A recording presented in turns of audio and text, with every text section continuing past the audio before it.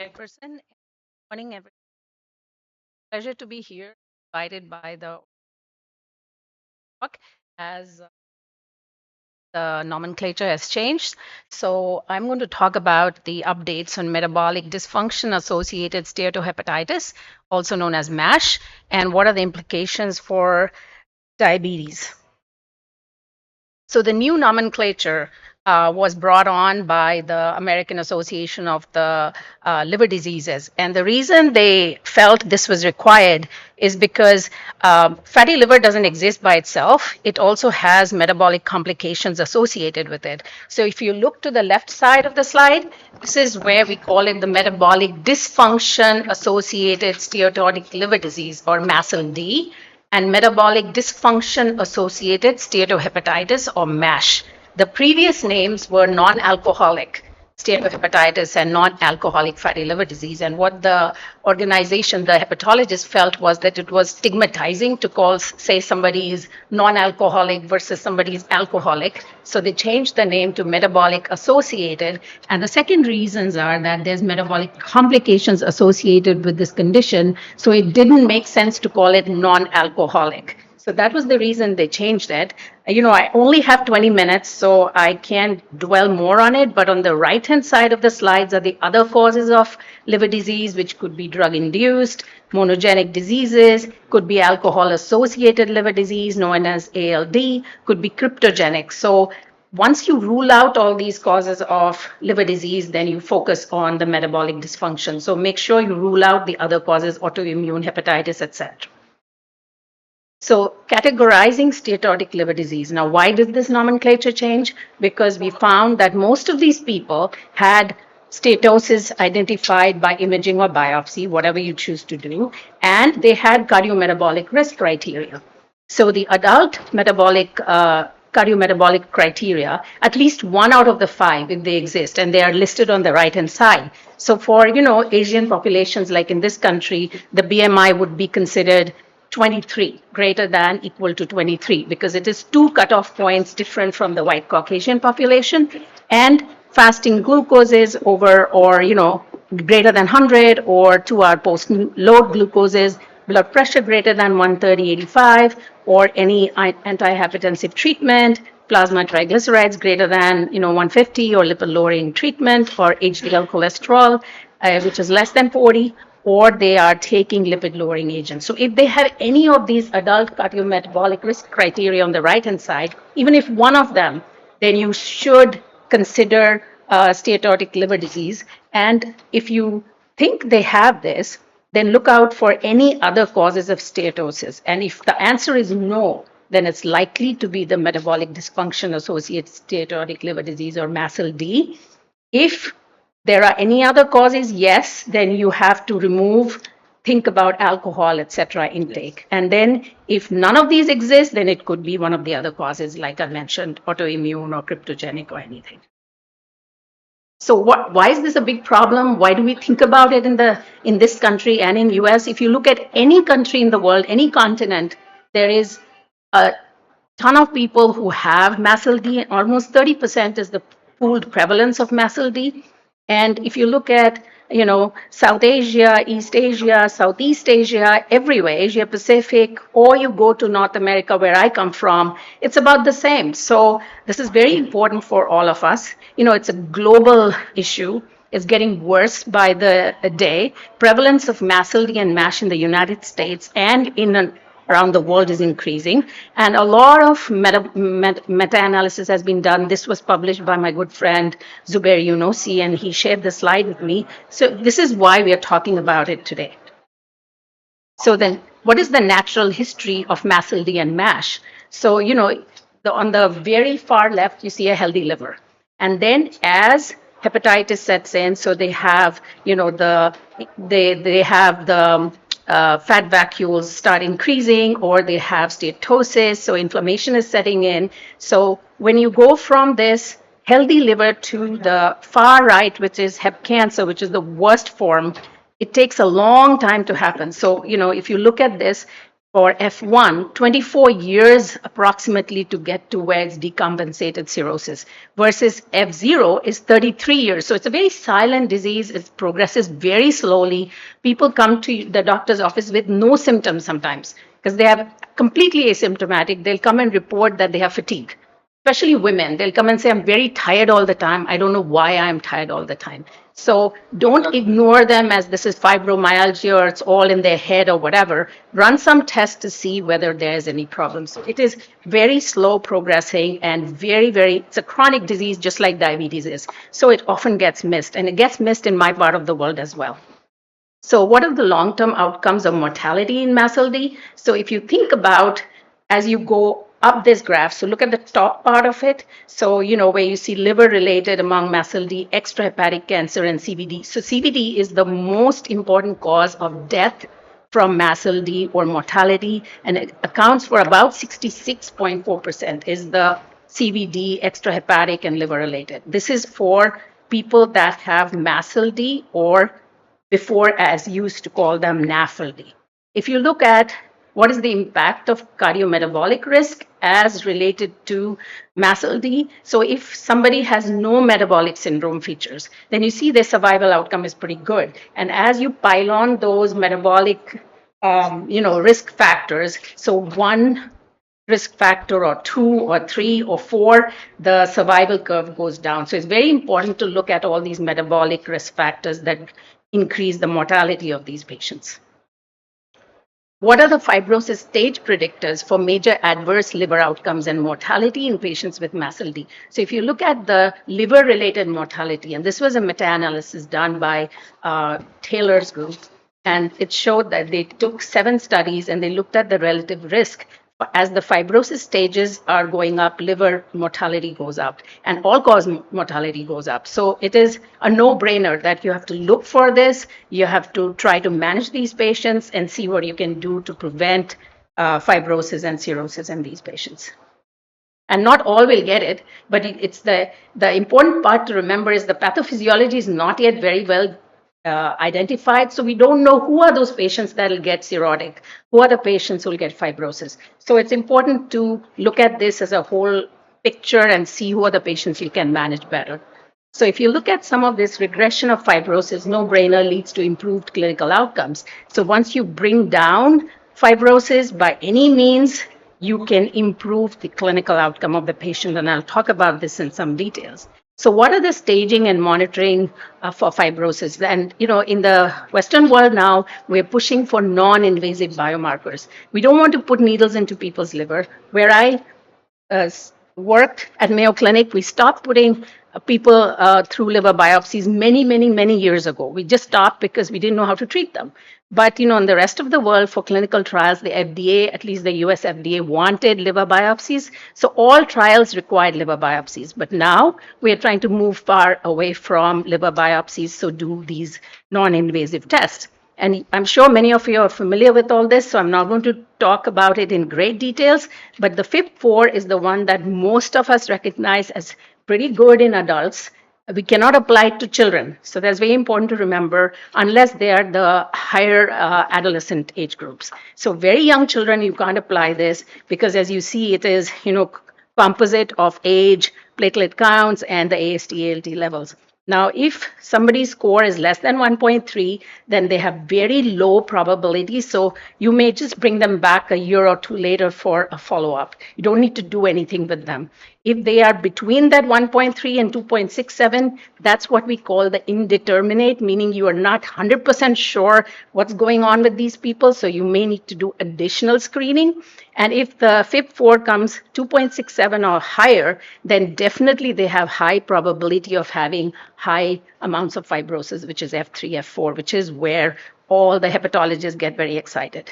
Endocrine, we try to stay on the far left of the spectrum. So now this is another one that we use in the USA. It's called transient elastography or FibroScan, and this measures liver stiffness and it correlates with fibrosis. So it can do both of them. So the CAP measures the rate of decay of the ultrasound wave. So it's a very easy test. It can be done in a clinic anywhere. I don't know if it's being used in this country fully. It is being used, right? Yeah. So it's very easy to do. You can take it. It's a portable device. You can take it from clinic to clinic, and it doesn't need an advanced radiology technician or anybody to run it. Anybody can be taught to do it. So you can get the CAP score done. You can look at the fibrosis scores done, and you can get a nice, at least an answer of what's going on with this patient.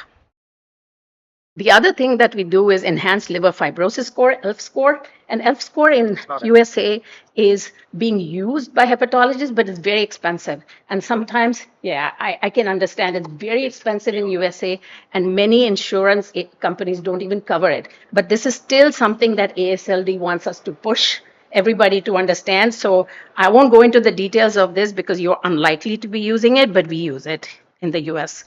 I missed a slide. Okay, this is the other one that we use, which I don't know how many people in this country use. This is known as MRI PDFF or MRE. At Mayo Clinic, I extensively used MRE, used it in the University of Virginia as well. And essentially what it shows is you get this kilopascal reading, you run this through a 60 hertz scan, and it's a mechanical shear wave. And if you look at stage 0, the green and purple, so the more green you see in the liver scan, it's healthy. And the more yellow and orange you see, the liver is very diseased. So that's where you have to go when you look at the scan.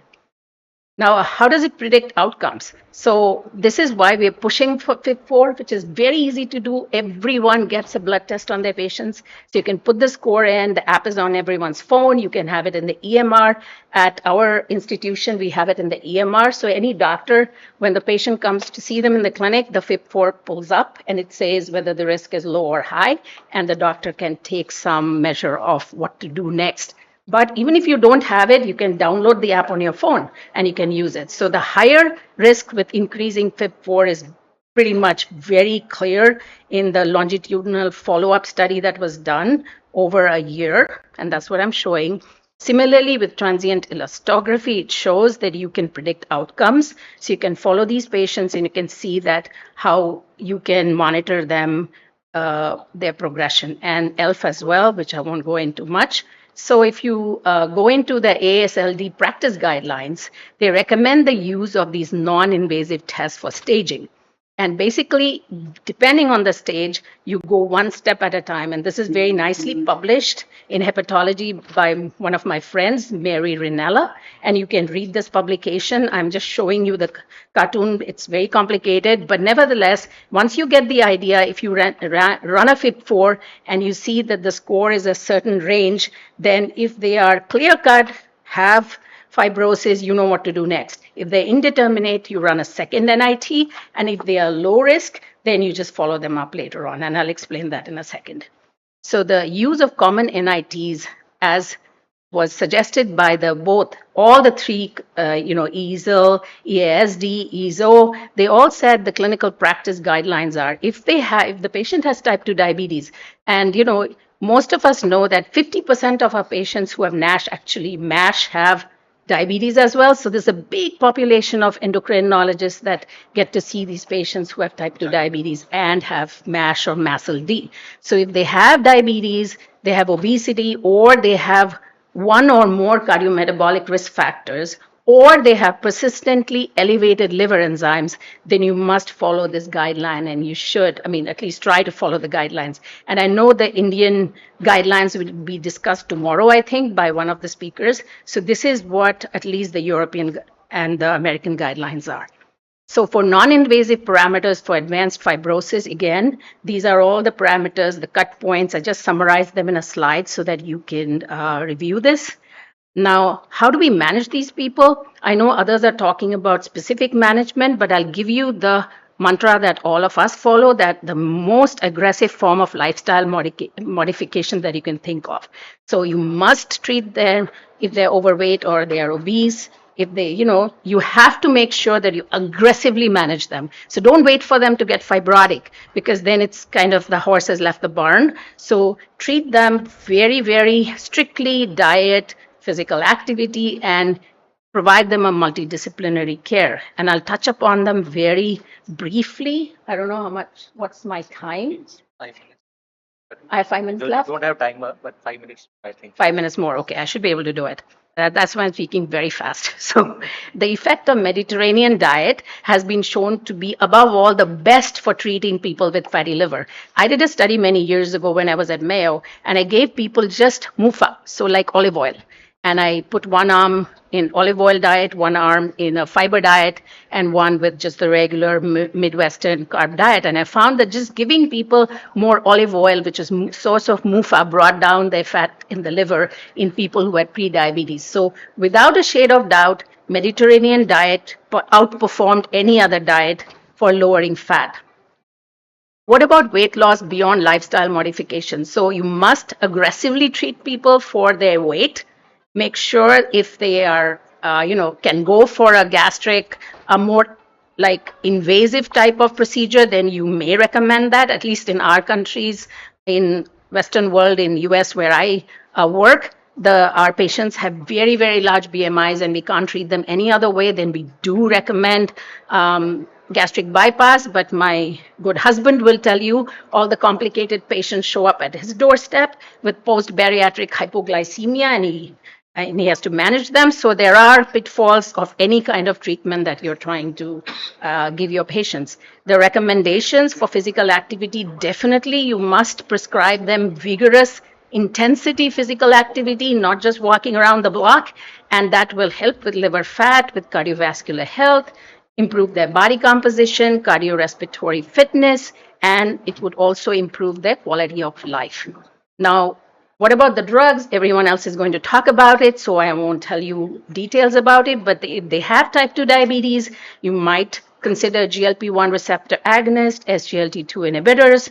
Metformin doesn't really work, but if they are on metformin, that's not for fatty liver. It's really for diabetes. So don't think metformin will cure fatty liver. None of the trials have shown that.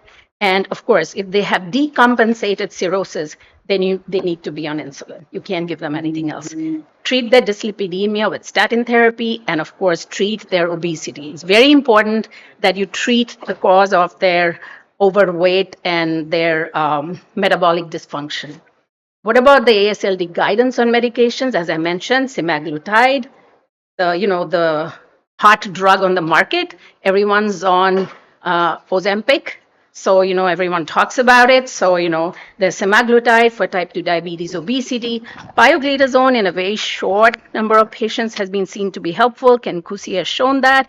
But, you can consider that only in the context of type 2 diabetes. This is not for non-diabetic patients, and it's the low dose, 15 milligrams. Semaglutide, pioglitazone, vitamin E, you've seen data on all these drugs. Vitamin E does not have any antifibrotic effect, but so there have been studies done. Metformin, the other DPP4 inhibitors, and all those studies have shown that these can be used, but they don't provide any histological benefits. So it's not going to improve the scoring or the fibrosis. It just helps adjunctive therapy for all the other conditions patients may have. To summarize, MASH and its complications are growing.